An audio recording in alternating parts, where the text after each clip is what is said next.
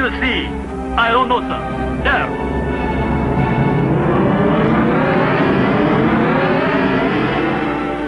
Capitan! Something is wrong! It is the compass! There is a devil in it! The heavens are afire!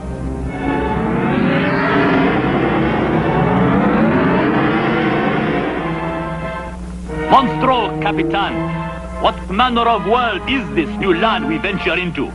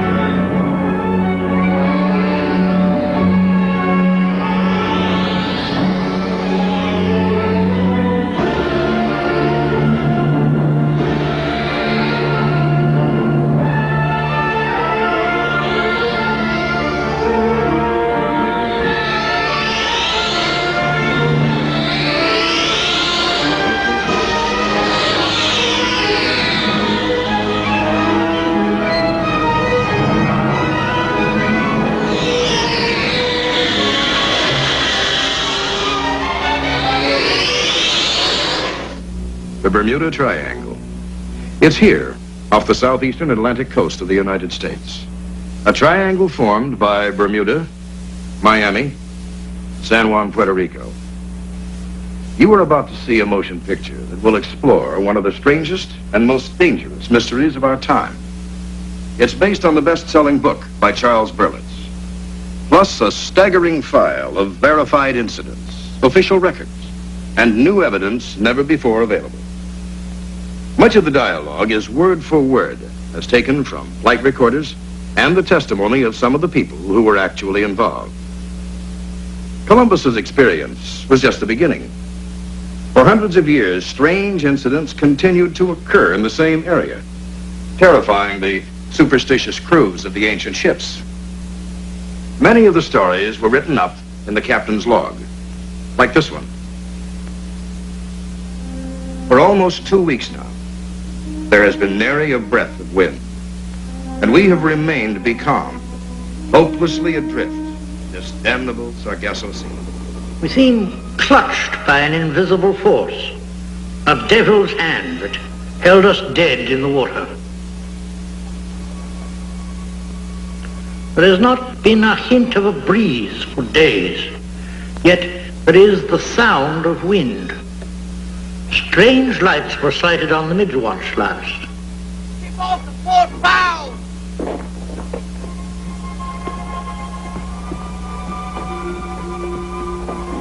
On a port, Captain!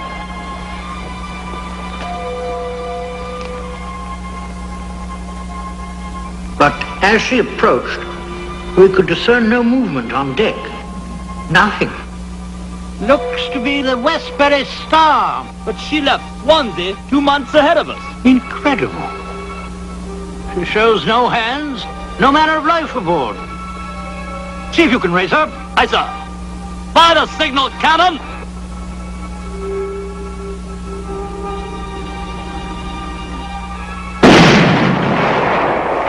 She's trimmed for the wind on a port deck, Captain.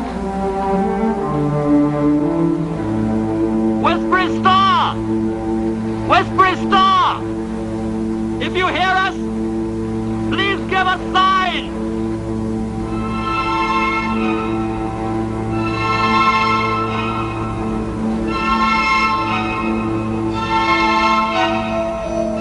Wait, I see something.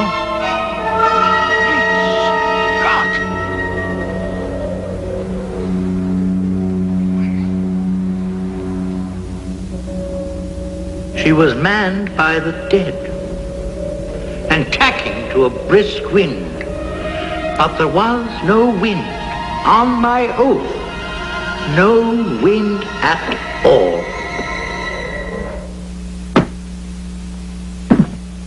History gives us very little information about just how many ships disappeared in that area before the beginning of the 19th century. And most of the incredible stories told by the sailors were written off as superstition. But then, in 1800, with the disappearance of the first American naval vessel, the USS Insurgent, with all 340 crewmen aboard, convinced the authorities to begin keeping records. Within a few days, this ship, the USS Pickering, vanished with a crew of 90.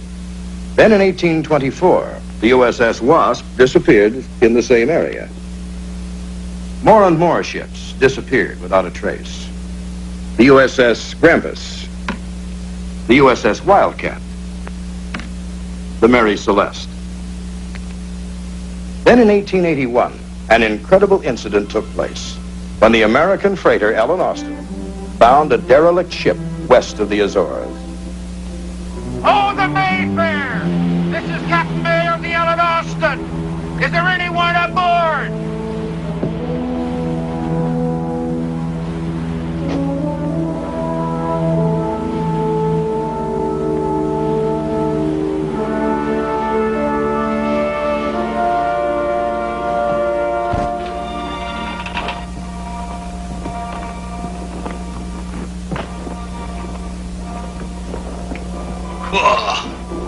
Not a living soul aboard.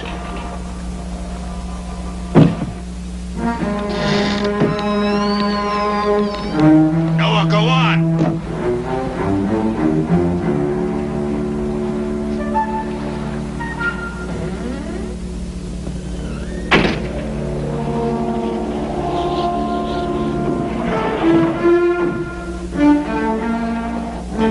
Hey! It's a treasure ship! Ha ha ha! Silver bullion, and raw silk from China! Should show a fine profit. We'll put a prize crew on board.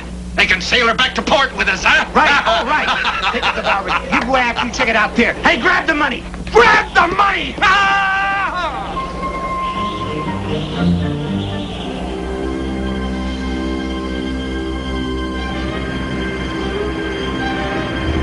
There's treasure there. Enough for all of us.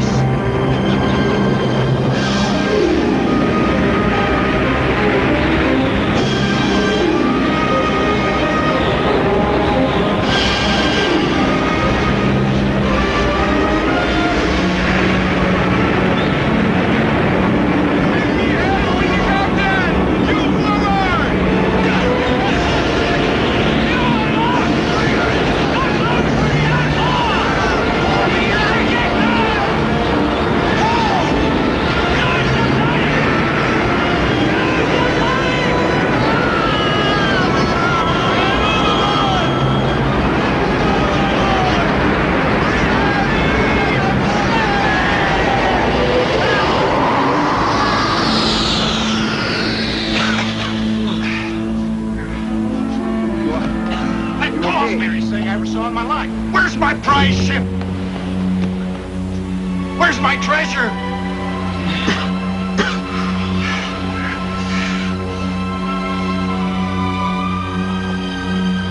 Where is it? Ship. Lads, if we told this tale in every port, there'll be none who'll believe what we've seen this day.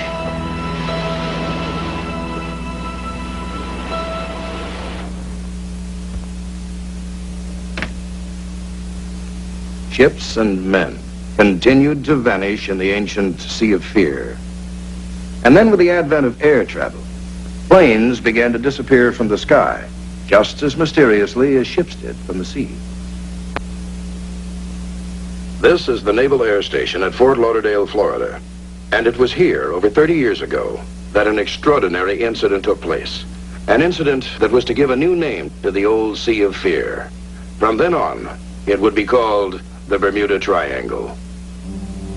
The date was December 5th, 1945.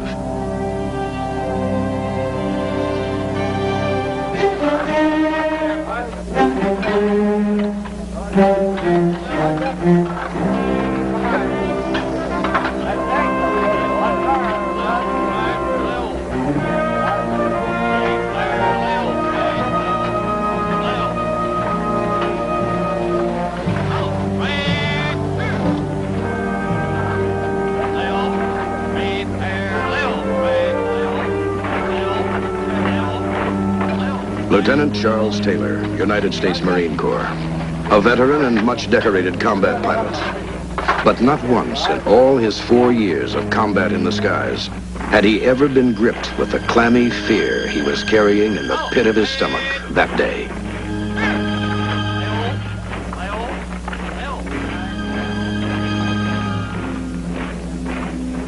Lieutenant Taylor could not rid himself of the chilling premonition, and neither could another man assigned to Training Flight 19, Corporal Alan Cosnar. Listen, Lieutenant Loconis said he saw the thing himself. Said it was round like a pie plate, just hovered over the swamp for a minute, and swish, it was off like a shot. It's probably a weather balloon. Someone sees something and bingo, it's men from Mars time. Hey, Cosnar, what's with you? You know, you've been staring out that window for nearly an hour. Thinking? Hey, guys, you hear what happened to this morning's flight? Weird. What do you mean weird? Winds out of nowhere. Gusts up to 180 miles per hour. The other instruments went nuts. Loconis said it really gave Levine the shakes. Well, guys, this is the last time you're gonna see Sergeant Gallivan in this old monkey suit. Yeah, from now on, the only wild blue yonder I want to see is in some chick's eyes. From now on, it is going to be Mr. Gallivan again. Yeah, that's right. You bust out of here tomorrow, don't you? Well, guys, we better shake it. It's getting late. You guys go ahead. I think I'm going to sit this flight out today. Hey, dig him. You know, you've been acting punchy all morning. Now what's up? Nothing. I just don't feel like flying today, that's all. Yeah, well, I'm sure the flight commander will get all choked up about that. You sure you're okay, Alan? It's not like you to be so quiet. I think I'm starting to smell those discharge papers myself. Guess I'm just starting to lose my air legs is all. Thinking of home. I think we all are thinking of home. But in the meantime, pal, we still got to fly today.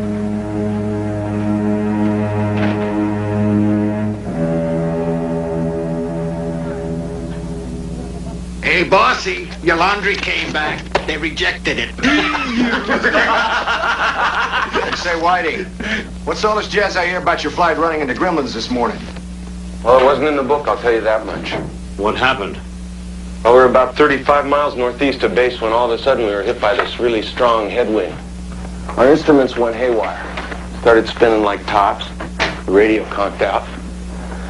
Anyway, we put down about 40 miles north of base. 2 hours late and about 10 years older. Any reason for it? We don't know. They're still trying to figure it out.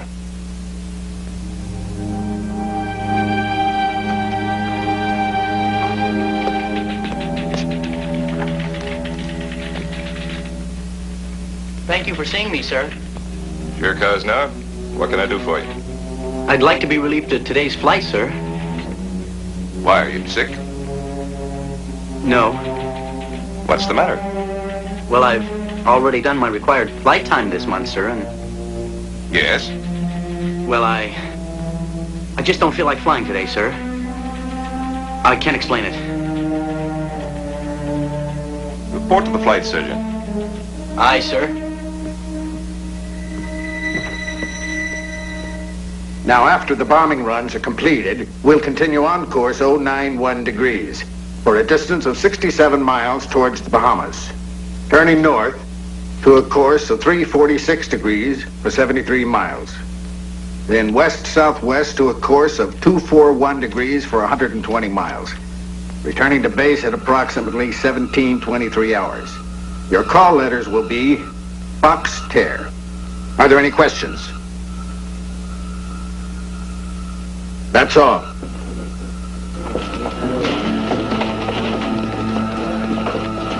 Excuse me, sir.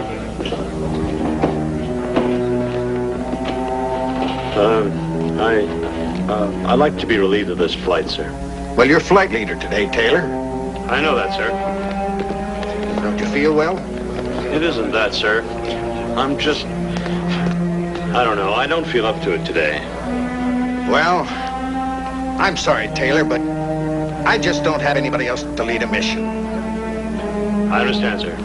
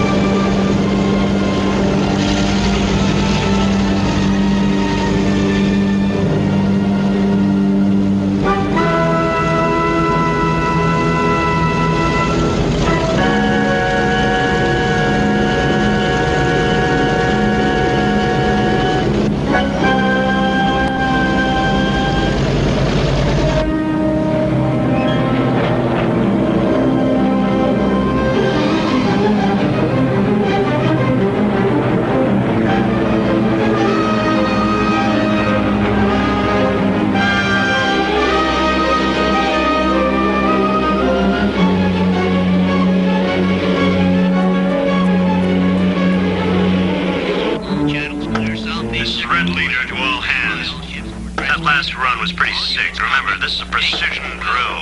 545. Time 15:10 hours.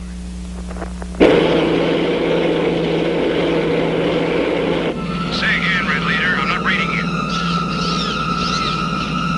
Something's happening to my instruments. This is Foxterra 28 calling Foxterra 36. My instruments have gone crazy. What's your heading? You read me, Powers? Foxterra 28, this is Foxterra 36. Hey, look, my instrument's malfunctioning too. Where are we? Some 40 miles away, another Navy plane piloted by Lieutenant Robert Cox picked up Flight 19's plane-to-plane communication. This is Red Leader. Do you read me? Repeat, all units. I recommend switch over to Channel 9. Level off at 7,500. I can't hear you. Fort Lauderdale, this is Foxterra 74. I am receiving radio messages from either a boat or some planes that seem lost, over. That's a Roger, Foxterra 74. Will advise. Repeat. Stand by. Foxterra 74. We cannot read you. Mayday frequency to lost aircraft. Do you read? Over. Mayday frequency to lost aircraft. Do you read? Over.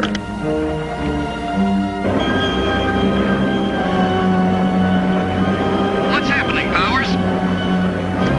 Boat or plane calling Powers. This is Foxterra 74. Please identify yourself so someone can help you.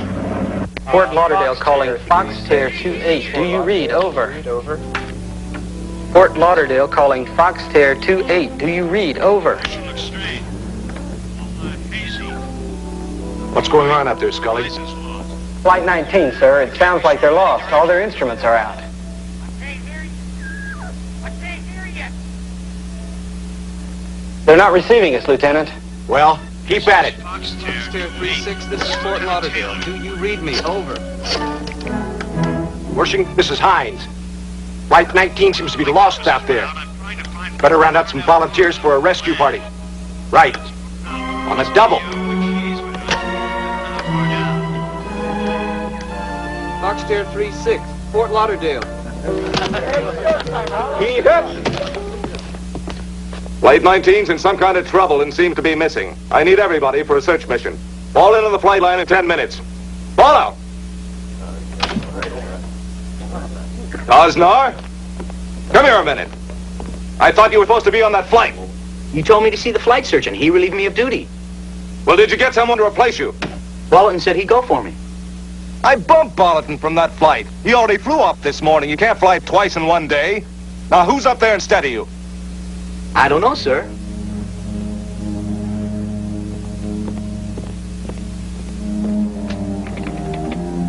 This is Lieutenant Wershing. I want a full report of all hands.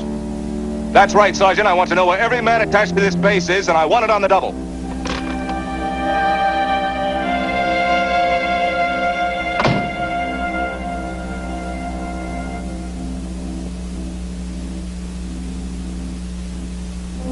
Roger. Search and rescue is standing by to take off, but air-sea forces are out of maneuvers, sir. Tell Air C to get those dumbos up as soon as they touch down. With the same crews if necessary. Yes, sir.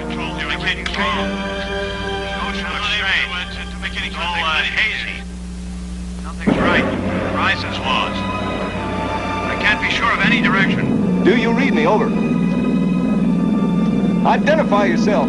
This is Foxterra 28. This is Lieutenant Taylor. Foxterra 28, this is Foxterra 74. What's your trouble? Both my compasses went out. I'm trying to find Fort Lauderdale, Florida. I'm over land, but it's broken up. I must be over the Keys, but I don't know how far down. Give me a position. Guess anything. I'm over land, but I must be over the Keys. Listen, put the sun on your port wing if you're in the Keys and fly up the coast until you get to Miami. The air station is directly on your left from the port. What is your present altitude? We've been hit by 75-knot headwinds. All compasses and gyros are going crazy. What's happening? What do we run into?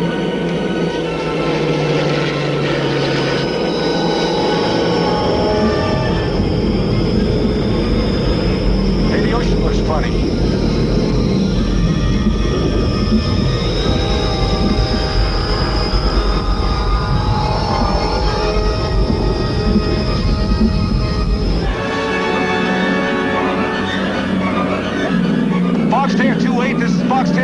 7-4. Do you read me? Over.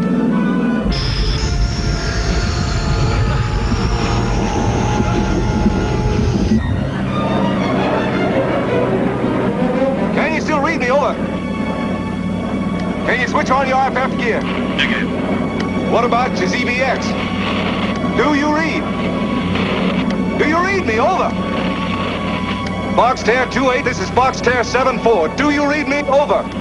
Lieutenant Cox flew a search pattern until his fuel ran low. He heard intermittent transmissions the whole time from the units of Flight 19, but he was never able to communicate with them. Base stations and ham operators continued to pick up strangely fragmented transmissions from Flight 19 until after sundown. I can't see anything. You guys no time. I'm out of touch with everything here. It's like a big, crazy rainbow out here. Only seen in. They're all different kinds of colors. Then, in the darkening hours, the last and most bone-chilling transmission ever heard from Flight 19. Don't follow us. Don't follow us. There's a blinding light. Stay away. Stay away. We keep putting they all look. They look as if there was some vehicle, something from outer space. Even as the ham radio operator was twisting his dials frantically, 30 aircraft from the USS Solomons already were hard into the search. The highly trained and specialized search and rescue squadrons were ordered out, and under a siege of pressure, the Navy began issuing regular bulletins. From the Commandant's Office, Naval District. Regular air-sea rescue operations were implemented at 16:20 hours this date, according to standard operating procedure. Delayed returns of training flights are routine, and no problems are expected in locating the overdue aircraft at this time.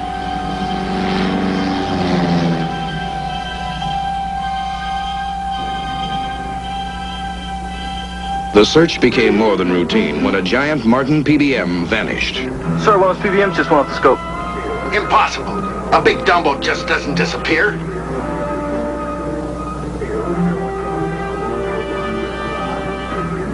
At 0600 hours this date, the entire Atlantic Fleet forces began a 1,000-mile sweep of the Bermuda Triangle seas. In simultaneous operation, all fleet units in the Gulf of Mexico are sweeping the north and central areas. Now hear this. All hands lay up to main deck for lookout assignment. The great search failed. 6 aircraft and 27 men vanished without a trace, as though into another world. Shortly after the disappearance of Flight 19, a Naval Board of Inquiry was held. Please, all we know is that the planes evidently got lost because of instrument malfunction. Are you saying that 5 planes and a giant PBM all had the same trouble at the same time? I'm sorry, gentlemen. I can't answer any more of your questions. All I can do is read you the board statement. It is the consensus of the board that this unprecedented peacetime loss seems to be a total mystery. The strangest ever investigated in the annals of naval aviation. A full transcript of the board's findings was never released, and 2 indisputable facts remain. 1. All hands at the Naval Air Station that day were present and accounted for. 2. Corporal Alan Cosnar was not on that flight. For 30-odd years, the question has gone begging. Who took Alan Cosnar's place? Or should we ask, what took Alan Cosnar's place?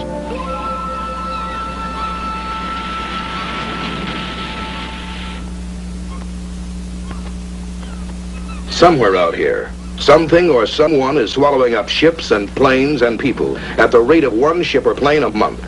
And whatever happens, it must come so quickly, there isn't even time to send a distress signal or an SOS. Is there a reasonable explanation for these disappearances? Well, for years, respected scientists and oceanographers have been looking for the answers. One theory is that unexploded bombs and floating mines left over from 2 world wars are responsible.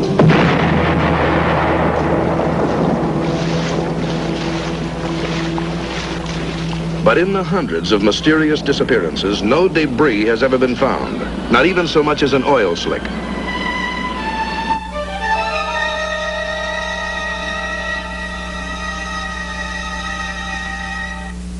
Another theory concerns the phenomena the oceanographers call blue holes, currently being studied by international teams of deepwater scientists. These so-called blue holes are basically vast networks of caves beneath the sea. But how far they go or how deep, we really don't know. Well, we are not even sure they have been naturally formed. In some cases, they resemble metro tunnels. They are like colossal sponges. The change of the tides causes tremendous pressure changes within the caves, making strong whirlpools on the surface.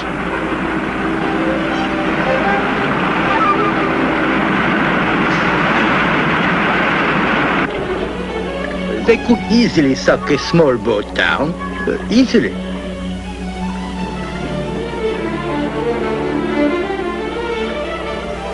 Our divers have seen such instances.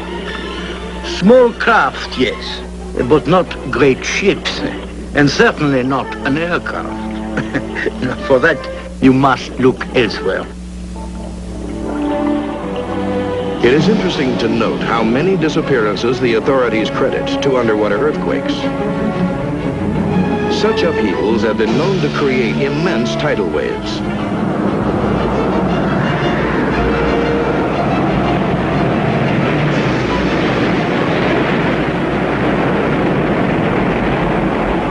But none so high as to swamp an airplane in flight. However, there are stacks of sworn testimony of aircraft flying into a cloud and vanishing. The so-called experts insist that what the observers saw was not a cloud at all, but a deadly waterspout. But not one shred of wreckage has ever been found of all the aircraft that have been lost in the Bermuda Triangle.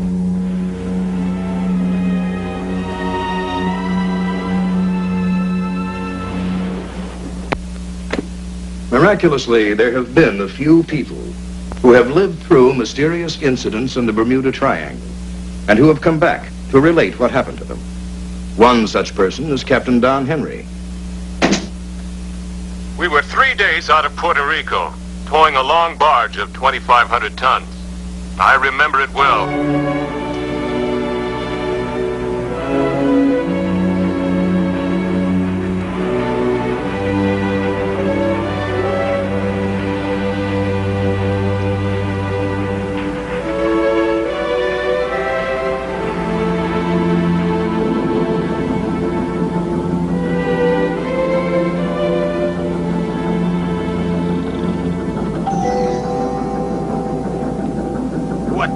Just finished taking that lousy thing apart and oiling it. Chavez! Chavez! Yes, sir! What's wrong with the generator? I don't know. The generator is fine, but look at... Meet me in the engine room, Chavez. Okay, sir, but you better look on deck first.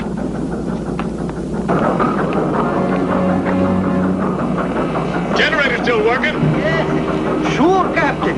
Like I say, it's fine. But listen, Why is there no power? I don't know, but listen, I think you should see something. Look, Chavez, I got no time to be looking. What's going on? No, Will you tell me what's so all-fired important out here? Well, look. Yeah, that is kind of strange. How do you figure that out? Clouds sitting right smack on top of the barge. I don't know, but I don't think I like it. I've seen some strange things out here. Hard to swallow things. Yes. Like the lousy sandwiches you make. Oh.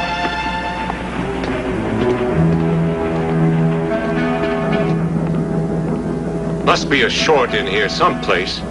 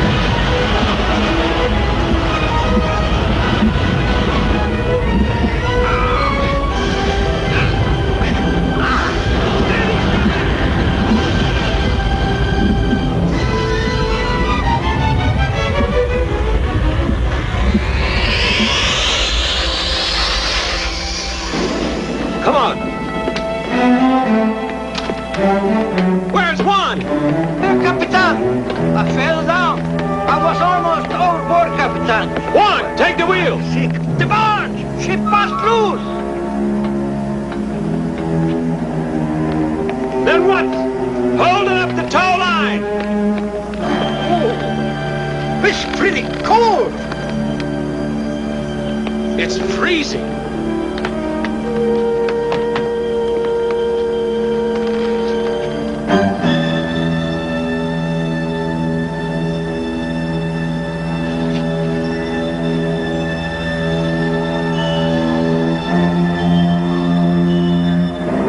In 25 years at sea, I never saw the like.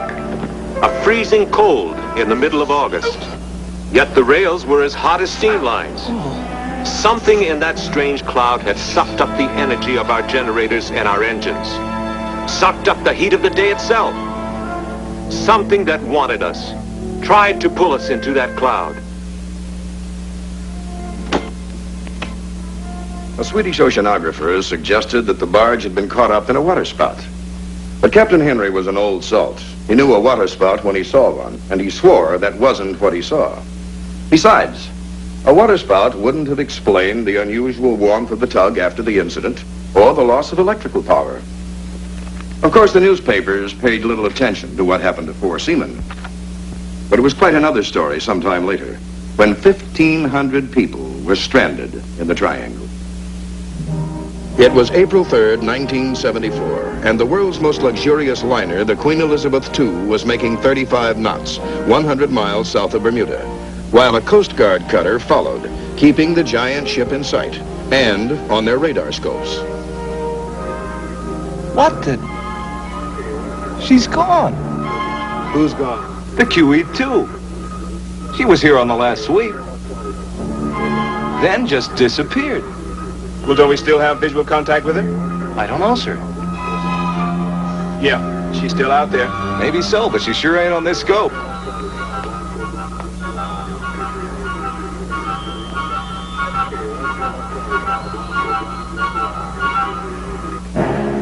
Ladies and gentlemen, this is your captain speaking. May I please have your attention? Please accept our apologies. We are experiencing a minor technical difficulty.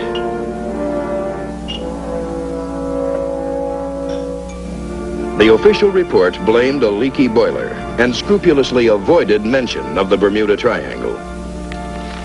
Ironically, most of the passengers aboard the QE2 didn't know they were even in the Bermuda Triangle.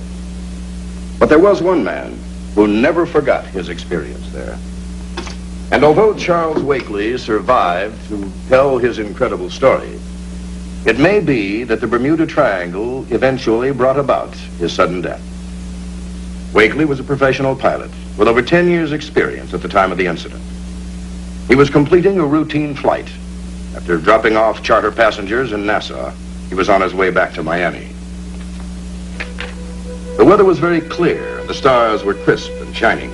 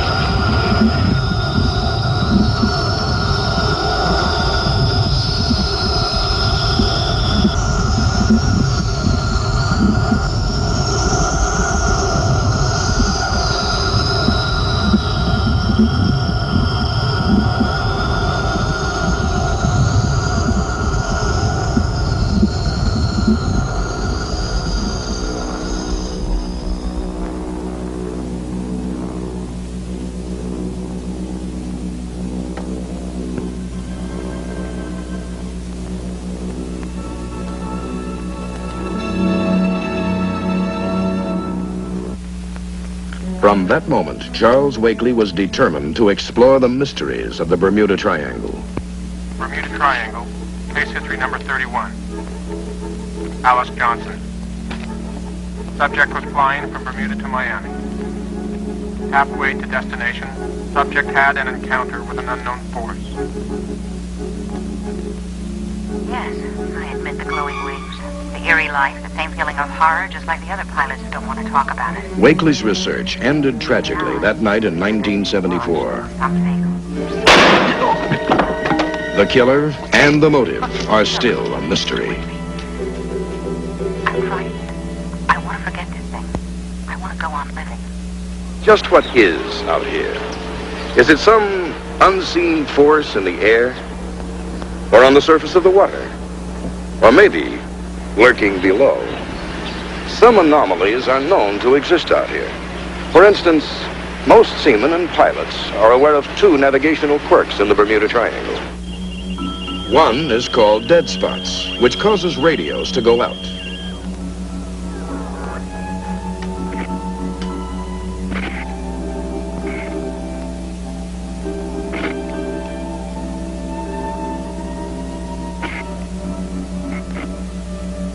The other is a variation in magnetic compasses, which in the triangle point to true north instead of toward magnetic north.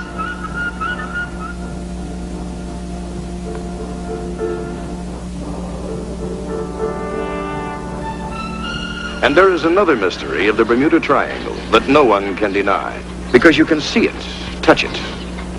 It's right out here, just off the Bahamas. The luminous glowing of the mysterious white waters. Columbus was the first to see it when he entered the New World.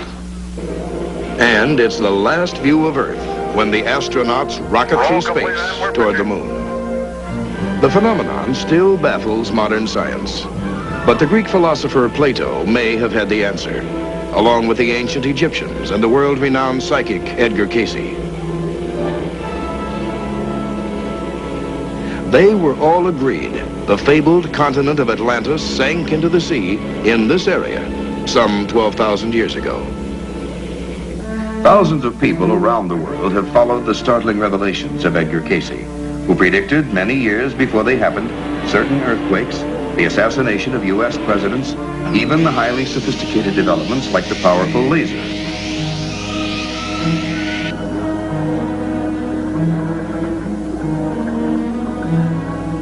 Could the white waters somehow be connected with Cayce's claim that Atlantis is lying underwater here off Bimini?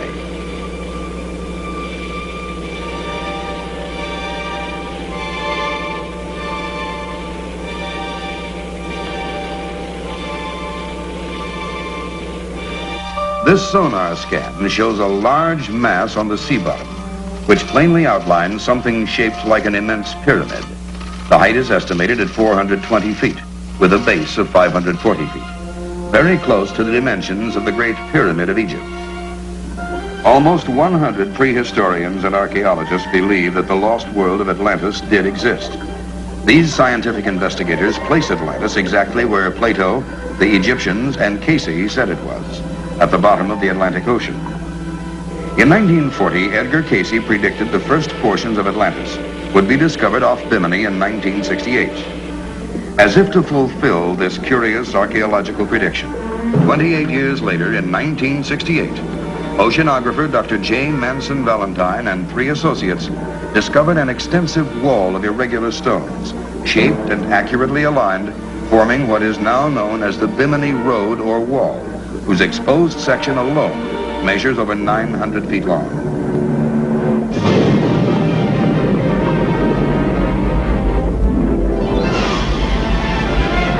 Our own history records the cataclysmic destruction of whole civilizations, like Pompeii, buried by the eruption of Mount Vesuvius before the birth of Christ.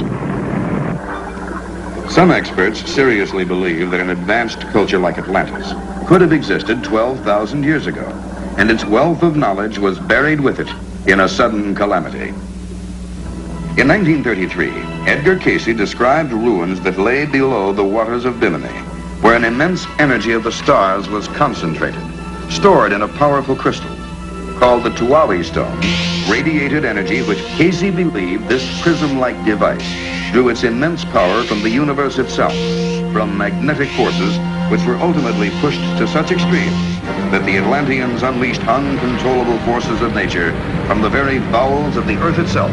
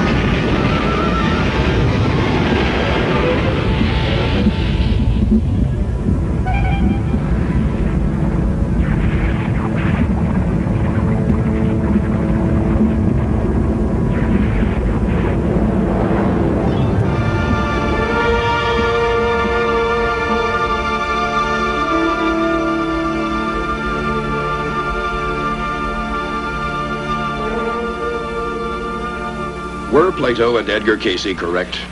Is Atlantis here, under the water off Bimini? And what about that powerful Chloe stone Casey spoke of? That magnetic force crystal that harnessed the awesome power of the stars? Could it still be down there somewhere, below the waters off Bimini, perhaps still active?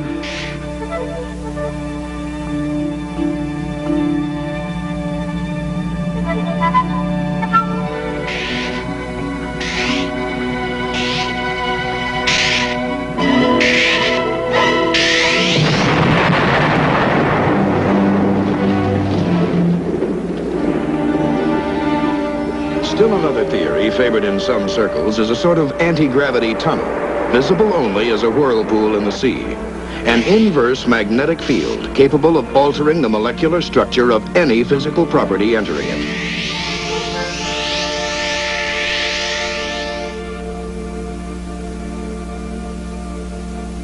Well, this may seem fantastic.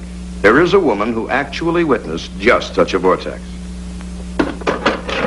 Her name is Helen Meiser. The date, August 25th, 1971.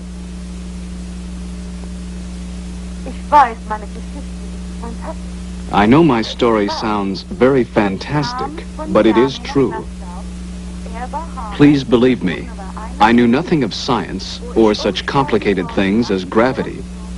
On that day, I was just a tourist, enjoying my flight from Miami to Nassau on a beautiful sunny morning. Good morning, ladies and gentlemen. Breakfast will be served in a few minutes.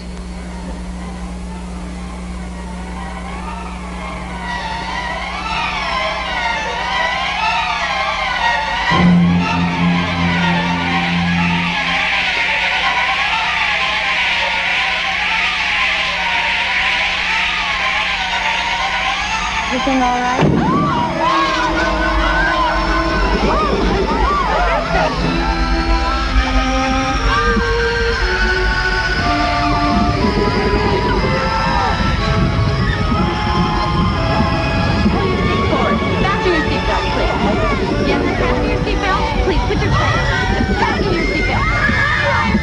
Please, everyone! Blood!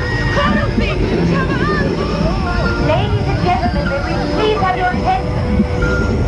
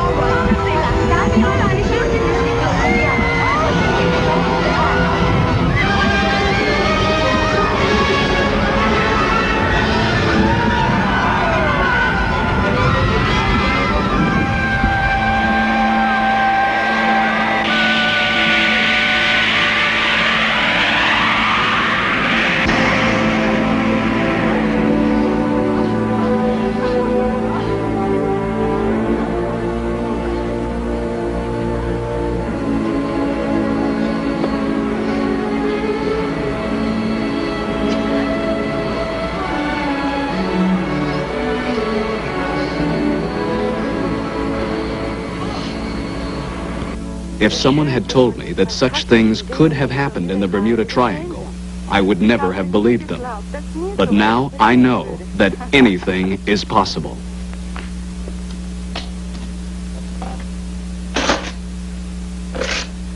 Terrified and near panic like the other passengers, Elaine Miza completely forgot the camera she was holding. So she didn't get a photograph of the strange whirlpool. But later, she and other passengers aboard Flight 51 compared accounts of what they had seen. And she drew this picture of the vortex. Frau Miza was a very lucky woman. She survived a terrifying experience with a magnetic vortex. Others have not been so fortunate. Like pilot Carolyn Koskio and passenger Richard Rosen's encounter with a time warp that apparently sent them through a window into another dimension.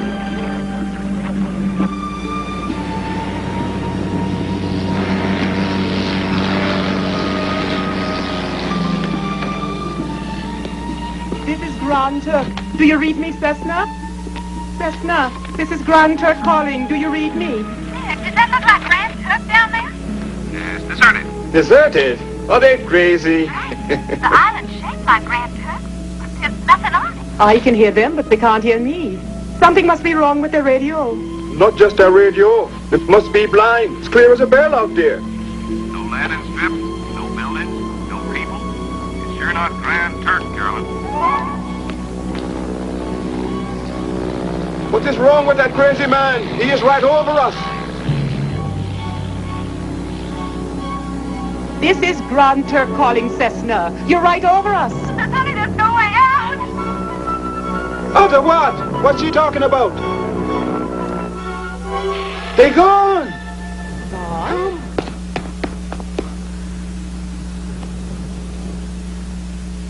Carolyn Koskio's plane was never heard from or seen again. This is the view over Grand Turk Island.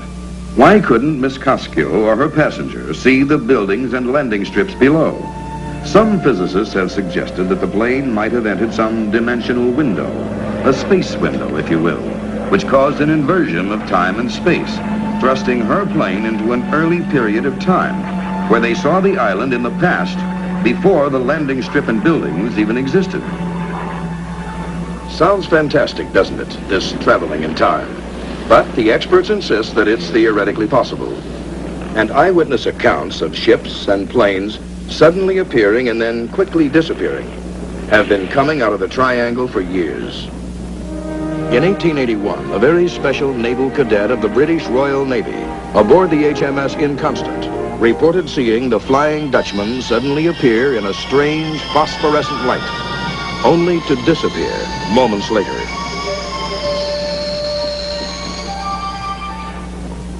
I insist it be duly recorded in this ship's log. Write that we saw it with our own eyes. The appearance of the ghost ship, Flying Dutchman. Long after he ascended the throne, King George V often recounted his eerie experience in the Bermuda Triangle. Could there be a place out there where ships and planes disappear into another dimension and then reappear in a different period of time? Unfortunately, most incidents of this nature are not reported. They're covered up to avoid embarrassing questions. Questions that have as yet no easy answers. Like the incident involving a mysterious time lapse that occurred at Miami Airport just a few years ago. A super jetliner had just entered into the Miami traffic pattern. We should be on our final approach in 15 minutes, right on schedule. 403, you're cleared for approach. Give us a time check, will you, Miami? In 5 seconds, it will be exactly 0008. Right on the button. It was a clear and beautiful night in the Triangle, and Miami Control Center was routinely tracking the flight's approach.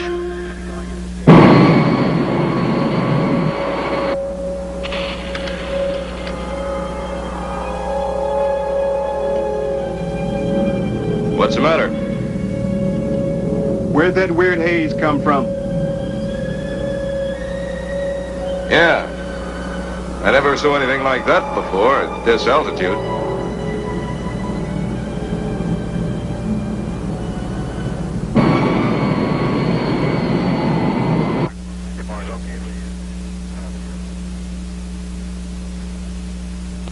Flight 403, this is Miami Center. How do you hear me? Jack, I think this flight is having radio problems. Flight 403. If you read me, please respond on emergency channel. I've just lost Flight 403. Hear me, Peterson. Yeah, this is air control. We just lost contact with 403. About 20 minutes from us. Yeah, right.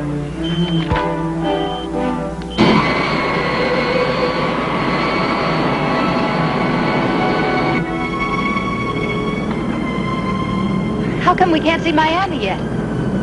Don't rush us. What time is it? I think my watch is broken. 12:12.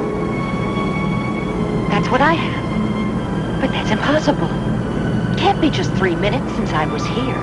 I went all the way aft, served 3 drinks, helped a little old lady back to her seat from the John, got some aspirin for one passenger and a cup of coffee for another.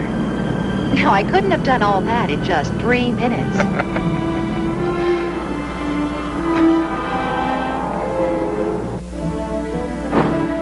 Have Coast Guard search and rescue standing by. They may have ditched about 225 miles southeast. Okay, let me look at it, honey.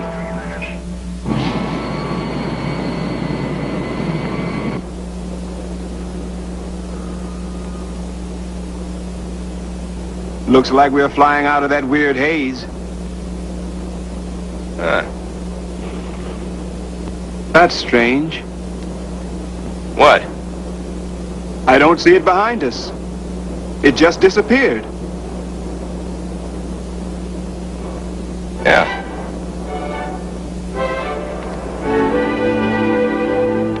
Yeah. The Coast Guard's got 2 planes standing by, and there's a cutter in the area also. All right, notify the Coast Guard. Tell them how many people are on that I got her plane. again. Are you sure? There she is. She just showed up again. What's happening up there? Listen, did you run a check on all this equipment? Yeah, that's SOP. There's no malfunction here. That doesn't make sense.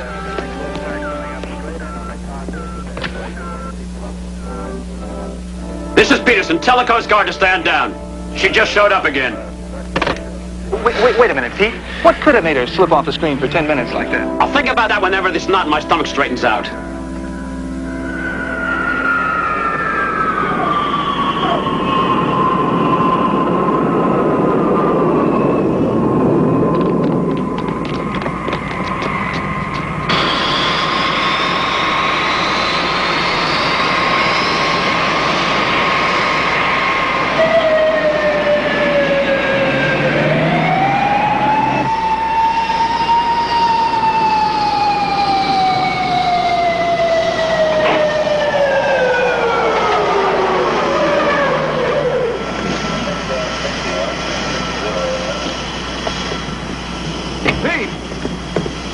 What's the emergency? We didn't report any problems. What went wrong up there? What are you talking about? You must have dived low or something. Got below radar. What caused it? I don't know what you mean. We're exactly on schedule to the second. You're 10 minutes late, but that's beside the point. It's 12:36. We touched down about 5 minutes ago. It's 12:46. Your watch is 10 minutes slow. I've got just about 12:36 too. No, I tell you it's 12:46. Leslie, what time have you got? It's close to 12:37. Pete, we made a time check with Miami not half an hour ago, and all our watches were right, including the ship's clock. Hold on a second. Pardon me. Excuse me, please. Excuse us.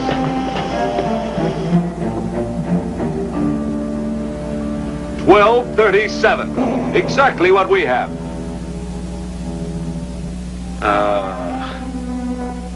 Hey, Peterson. All our watches couldn't have lost 10 minutes. That's crazy. Pete, what's this all about? I wish I knew. But at 12:10, you went off the scopes. You didn't show up again until 12:20. For 10 minutes. Well, you just didn't exist.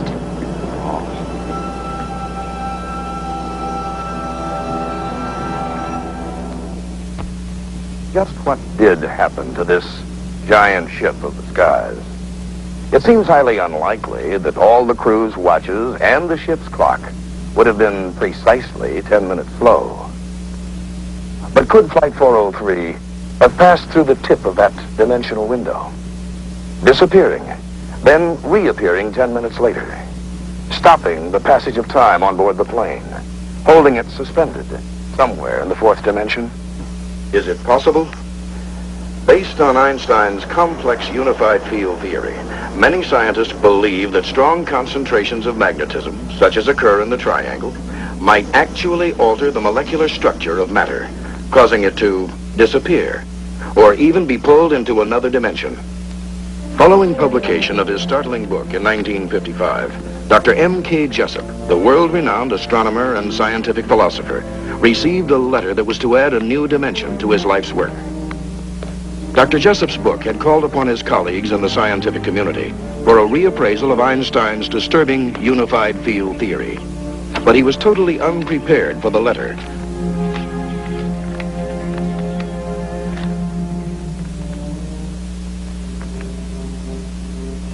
My dear colleague, for reasons that will become apparent, I shall identify myself only as Carl W. Allen, and inform you, as my conscience demands, that Einstein's theory has been brought to reality with some shocking results. The Philadelphia experiment was the code name for secret tests conducted by the Navy in October of 1943 aboard the USS Eldridge, a destroyer that had been specially fitted with unique electrical and electronic equipment. For all intents and purposes, the tests were for camouflage development. Based upon the Einstein calculations, the Navy had 4 huge generators especially designed and built. These were to produce massive flux fields, which, when counterposed, would create an envelope of sorts about the test ship, a magnetic smoke screen, if you will. We've installed 4 generators on the destroyer. 1 on the flying bridge, 1 amidships, and 2 aft. When we begin this experiment, the varying potentials of the generators should alter the structure of the atmosphere around the ship, resulting in a color combining with the sea. You mean to make the destroyer invisible? Not strictly, sir. The ship will be hiding under a traveling magnetic canopy of sorts. We're ready, sir. Good. Please be seated, sir. Proceed with the countdown. Now hear this! Now hear this! All stations stand by for ready report. Station 4, all systems. Station 6, after bank loops closed and reading. Shunt power to start. We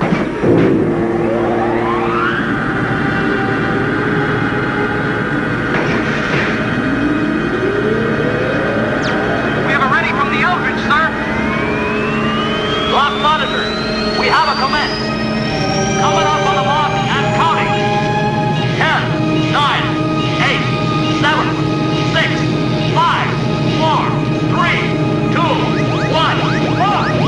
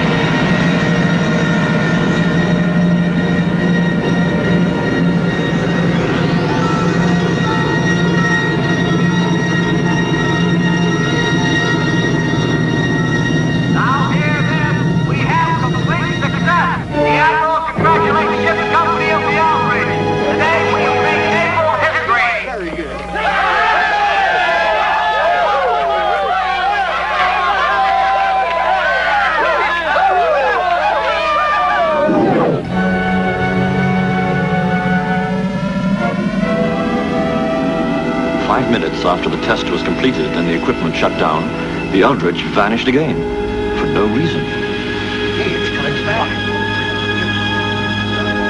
the Eldridge reappeared just as suddenly a few minutes later. The immediate after effects produced retching sickness and considerable painful symptoms among the men. Horrid. But what happened later was far worse. The test was an unqualified success for the equipment, Jessup, but an utter failure for the crew that had been exposed to something far worse than nuclear radiation. Only the lucky ones went mad. I saw him there. Don't tell me he wasn't there. Don't tell me he wasn't there. I saw him. And right next to me, and I looked over at him. He was gone. He wasn't there anymore. He was not anymore.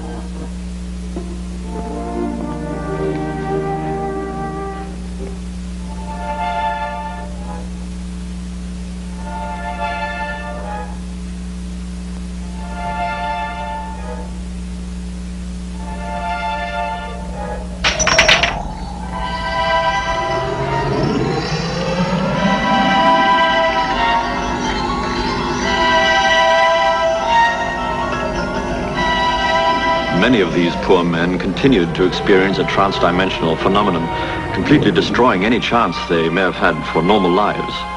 They've become freaks, Jessup, freaks that were quickly and carefully snatched into seclusion.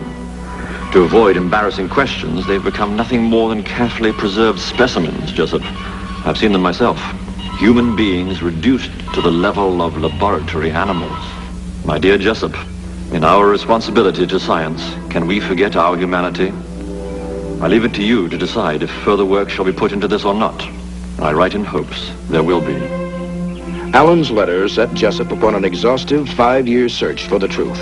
And in spite of threats, insults, and coercions, Jessup continued to probe right up to the last bizarre moments of an April night in 1959. Listen, I've reached some fantastic conclusions regarding that Philadelphia experiment, and I've got to see you right away. How about tomorrow? No, right away, tonight. Fine. Good, I'll be there in an hour with all my notes. But neither Jessup nor his papers ever arrived at that meeting. Why? Suicide by carbon monoxide poisoning. White male Caucasian, approximately 62 years. No papers, notes, or effects. Dispatch coroner and ID unit. No papers or effects were found with Dr. Jessup's body. Why? Did such a fantastic project as the Philadelphia experiment ever really take place?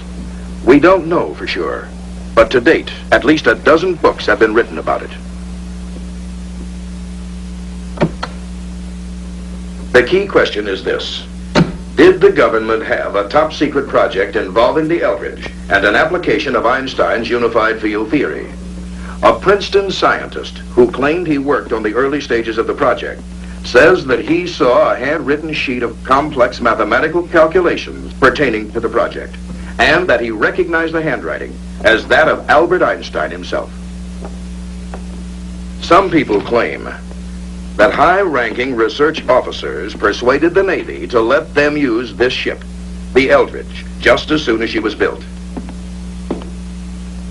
Interestingly, the logbook for the Eldridge is missing. The pages for the first 3 months of her service. Why?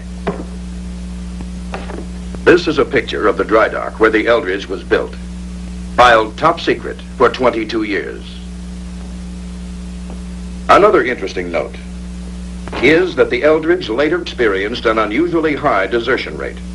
For some reason, her crewmen kept jumping ship in greater than average numbers. Could it be that there was still some lingering after effects of that mysterious experiment?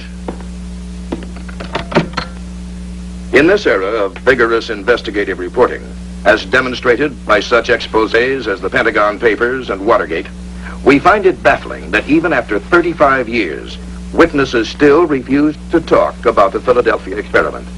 And it is worthy of note that the Office of Naval Research categorically states that the incident never took place. This is the book by Jessup, which sparked Allen's letter. In it, Dr. Jessup theorizes that UFOs appear and disappear in the Bermuda Triangle, using much the same techniques as were reported in the Philadelphia experiment. For instance, there's the widely publicized incident that took place on January 7th, 1948.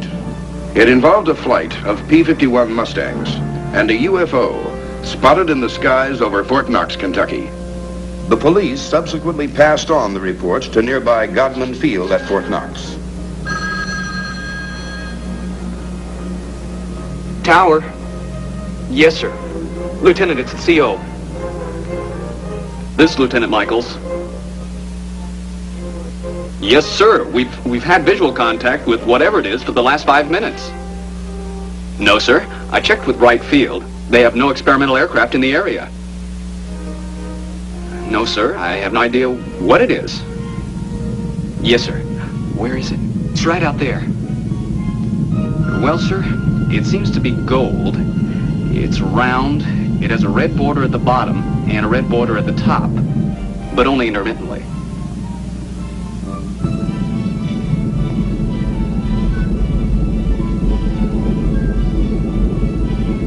What seems to be the problem, Lieutenant? Beats me, Colonel. I've never seen anything like that in my life. Excuse me, sir. There's 4 P-51s approaching from the south, probably on their way to Stanford Field. We'll contact the flight leader. Tell him to take a look at it. Yes, sir. This is Godman Tower to flight leader of flight approaching field. Come in, please. Over. This is Captain Mantell, flight leader of Flight 451 to Godman Tower. Over. Captain Mantell. How do you read me? Over. I read you loud and clear, Godman Tower. Over. Captain Mantell, request you change to radio frequency. The flight leader was Captain Thomas Mantell, a veteran World War II fighter pilot, one who'd survived many missions over enemy territory. 1991. Roger, over. Flight leader Mantell, there's an unidentified aircraft in your area. Approximate heading 210 degrees. Request you investigate. Over. This is flight leader Mantell to Godman. Will do. Changing course to 210. Roger. Godman Tower, this is Lieutenant Campbell. I'm reading low fuel. Request permission to stand down. Over. Godman, this is Johnson 451. Ditto that request. Over. Roger. Permission granted.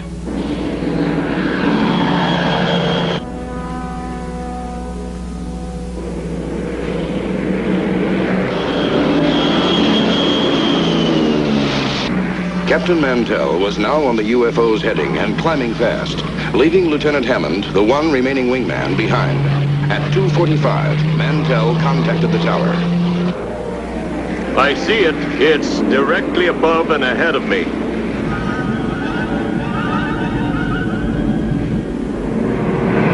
Ever see anything like this before, Hammond? Captain Mantell, not in my experience, Captain. Throttle back, sir. I'm losing you. Godman, this is Mantell. I have the bogey fixed now. I'm closing in on it. Tower to Mantell. Can you describe it? Mantell to tower. The object appears to be a metallic substance of tremendous size. He's getting closer to it. Where are they? Right there, sir. Can you see him? Mantell to tower.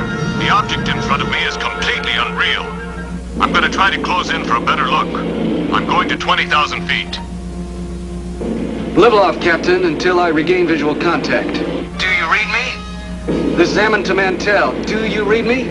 Do you read me, Captain? Do you read me?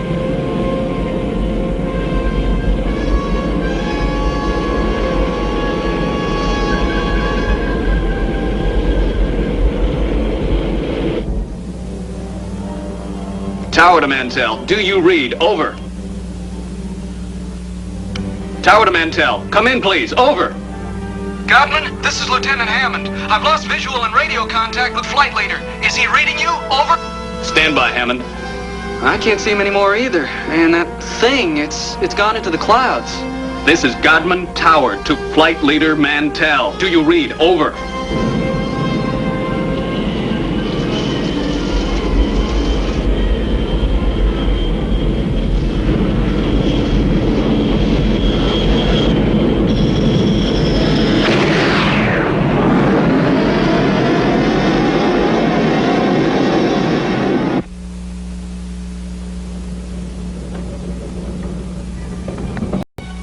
Sergeant, let's see what you found there. Here you are, sir. A thorough review was made of the many eyewitness accounts, which all agreed. Mantell's plane exploded at 3:15 p.m. But when the pilot's watch was found, it had stopped at 3:10, 5 minutes before the explosion. In aircraft disasters, the wreckage always includes large structural pieces and intact parts. But the largest fragment of Mantell's plane was no bigger than a tin can lid, punctured with hundreds of tiny holes no earthly force could have produced. Authorities admitted they had never seen such strange salvage parts before, and they were unable to explain the unusual holes in the remnants of Mantell's plane.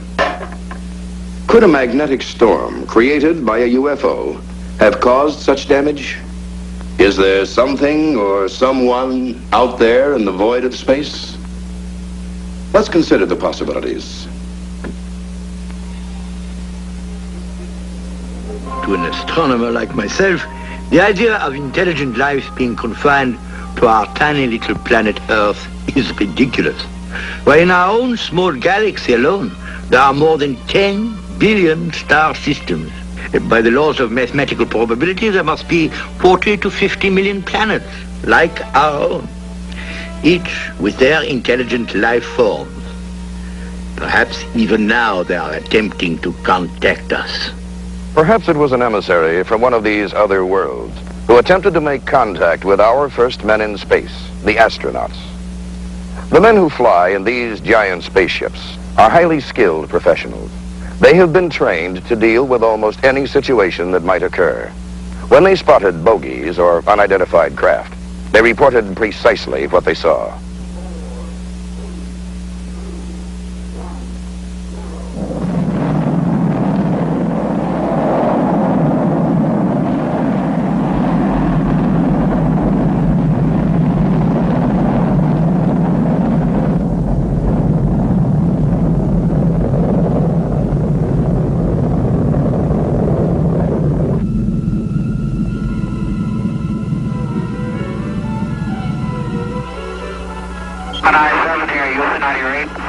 Latin clear. 7, go ahead. Bogey at 10 o'clock high. This is Houston. Say again, 7. So we have a bogey at 10 o'clock high. Roger. Gemini Control here again. The reference in that conversation was bogey. This is Gemini Control in Houston at 4 hours, 24 minutes into the flight.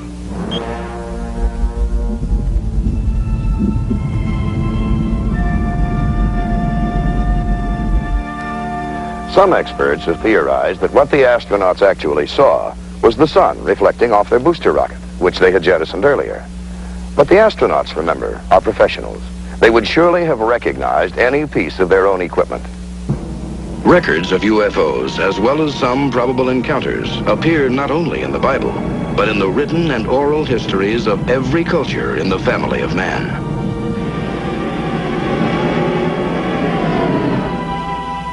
In the last 30 years, UFOs have been sighted all over the world and over nearly every major city. But there seems to be a surprising concentration of sightings right here in the Bermuda Triangle, even though only a small percentage of them ever get reported to the authorities. John Fairfax was a daring adventurer who'd set out to row the Atlantic from the Canary Islands to Florida. Fairfax, how do you explain your experience in the Bermuda Triangle? Well, as I've said, ladies and gentlemen, I can only relate what happened. I can't explain it at all. This all occurred around about the evening of May the 5th, towards the end of my trip.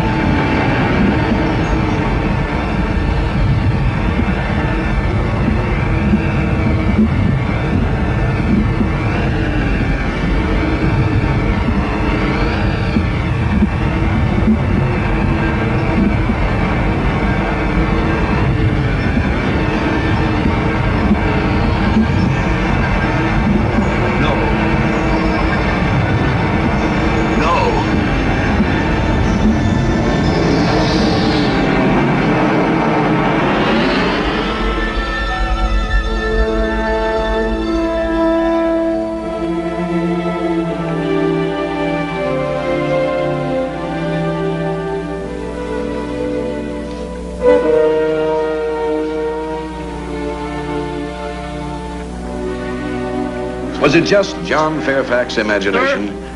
Maybe. But how do you explain another man who had the exact same experience in the Triangle? It was just a month or so later when John Carpenter was guiding his charter boat on a run from Bimini.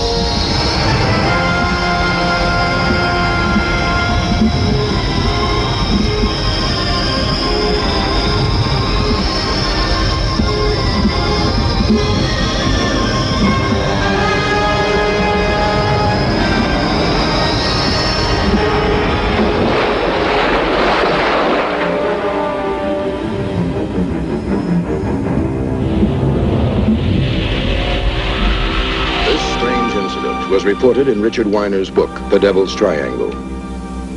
Fairfax and Carpenter are only 2 out of thousands of people who have seen something strange out there. Even a member of the United Nations and our own President Carter claim to have seen UFOs. If there are alien vehicles around, where are they coming from? Dr. Valentine and other scientific observers suggest that UFOs may emanate from one of 3 sources. From somewhere out of our own solar system, or as French astronomer Jacques Vallée suggests, from a point much closer to us in our own world, allowing ships from another dimension to slip into the time warp window suspected of being located in the Triangle. Or perhaps even from a world far below the water. It should be noted that in the southeast corner of the Bermuda Triangle is the Puerto Rican Trench, the deepest place in all of the Atlantic.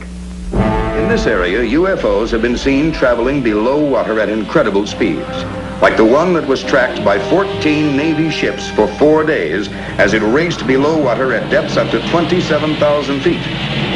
Then, on August 4th, 1969, 2 lighthouse keepers from Great Isaac's Light mysteriously vanished. In the vicinity at the time, a fisherman reported seeing a fast-moving globe below water, speeding away from the island, but clearly visible just below the water's surface. Not all UFO sightings in the Bermuda Triangle took place under isolated circumstances. In some cases, they were seen by literally thousands of people. Probably the most famous case of many eyewitnesses to UFO activity took place in Puerto Rico at the southeast corner of the Triangle. It began on a summer night in August 1972 in the little village of Adjuntas.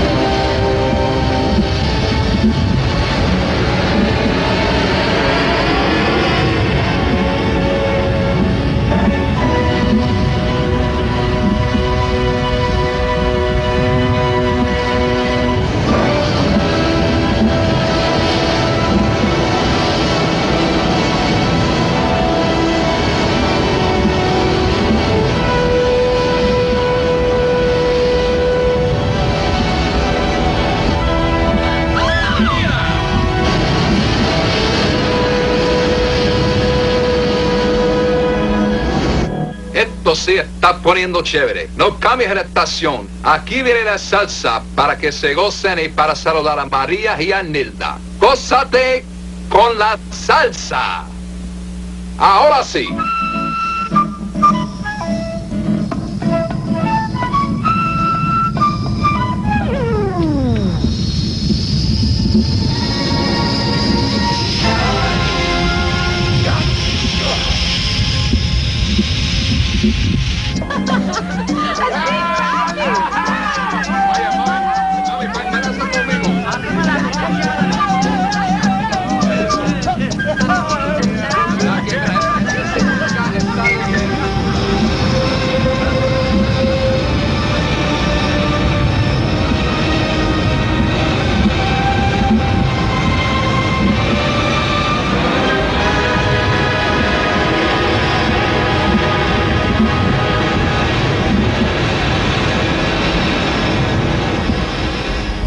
Once more, people disappeared, never to be heard from again. Then, just as suddenly as it had begun, the UFO sightings stopped. By the end of October, only a trickle were reported. The island of Puerto Rico was returned to normal. It all happened. It was real. Perhaps some of you don't believe the stories told by individuals, like John Carpenter or John Fairfax. But can you disregard what thousands saw? What was reported by the news media of Puerto Rico? Just what were those strange lights that thousands of people saw in the sky? No one seems to know. Or if they know, they won't tell us. Scientists and authorities all seem to differ on just what is going on in the Bermuda Triangle. But there is one cold, hard fact to which they must all agree.